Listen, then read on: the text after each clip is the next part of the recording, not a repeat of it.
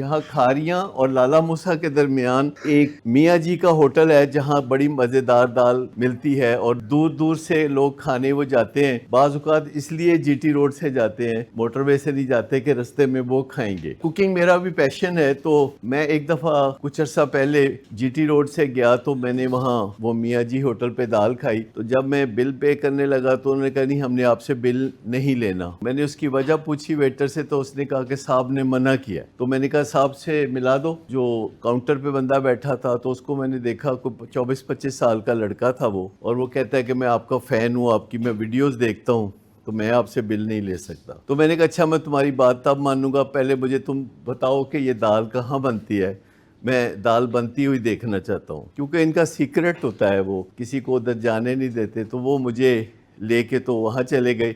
वहाँ पूरी फैक्ट्री लगी हुई थी दाल की, बहुत वसी पैमाने पे दाल बन रही थी। देसी घी की दाल, चने की दाल और उसमें माश की दाल और मसूर की दाल। मैंने वो देखा कि हर स्टेज पे दाल बन रही थी। कहीं दाल बननी शुरू हो रही थी, थोड़े फासले पे कुछ और हो रहा था, अगली स्टेज पे, फिर अगली स्टेज पे, फिर अगली स्टेज पे। तो मैंने देख लिया, मेरे लिए एक नज़र देखना ही वो काफ़ी था। तो वो मैं बना रहा था। कल जब बना रहा था तो वो उसकी साथ साथ वीडियो बन रही थी और साथ साथ मैं बातें कर रहा था। उसमें यानी जो दालें बनाते हैं तो पहले उनको थोड़ा बॉयल करते हैं जिससे कि उनके ऊपर बहुत सारी झाग आ जाती है, और वो झाग उतारनी होती है क्योंकि वो जायके की दुश्मन है। ऐसे ही मेरे मुंह से निकला। मैंने कहा ये झाग उतारना बहुत ज़रूरी होता है क्योंकि इससे जायका बड़ा ख़राब हो जाता है। तो ये मैल उतारना जो है, दाल की मैल उतारना बहुत ज़रूरी है। तो मैंने कहा जैसे दिल में मैल हो तो मज़ा नहीं आता, तो इसलिए दाल में भी मैल हो तो मज़ा नहीं आता। जब वो दाल बन रही थी तो फ्लेवर्स आते हैं, तो देखने में जो खूबसूरती आती है कि जब प्याज आप फ्राई कर रहे होते हैं या उसमें फिर लहसुन डालते हैं, फिर अदरक डालते हैं या फिर सब्ज़ मिर्चें डालते हैं, तो बड़ा खूबसूरत सा मंज़र होता है जो सिर्फ फूड लवर या जिसका पैशन हो वही उसको एंजॉय कर सकता है। अच्छा, उसमें एक जगह मैं कहता हूँ जो चने की दाल होती है तो ये दालों की बादशाह होती है और ये सबसे सरताज दाल होती है।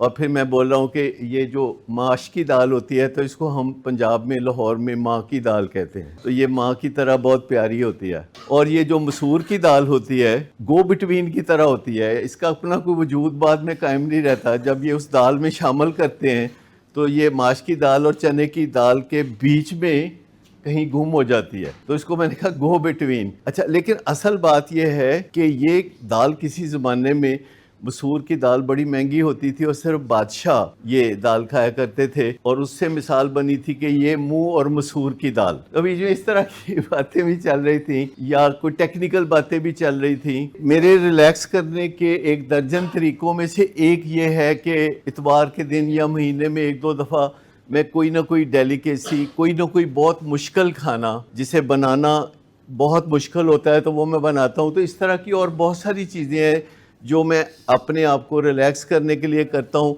तो वो जो आप कह रहे थे ना कि अब इसके लिए पैशन चाहिए, और अगर पैशन होगा तो आप ये करेंगे ना। लेकिन पैशन सिर्फ अंदर से नहीं आता, पैशन जो है वो बाहर से भी आता है, क्योंकि आपके इर्द गिर्द ऐसी चीज़ें होती हैं जो कि आपको मोटिवेट कर रही होती हैं, और आपके अंदर भी ऐसी चीज़ें होती हैं जो आपको एक्साइट कर रही होती हैं। ये थोड़ा सा तवज्जो देने की ज़रूरत होती है। हमारी जो मोनोटनी होती है, जो रूटीन होती है, उसको थोड़ा सा बदल के भी देखना चाहिए। और ये पहला मौका है कि मैंने उसकी वीडियो बनाई है जो कि जाएगी यूट्यूब पे। उसमें मैं मौजूद नहीं हूँ, मेरी आवाज़ मौजूद है।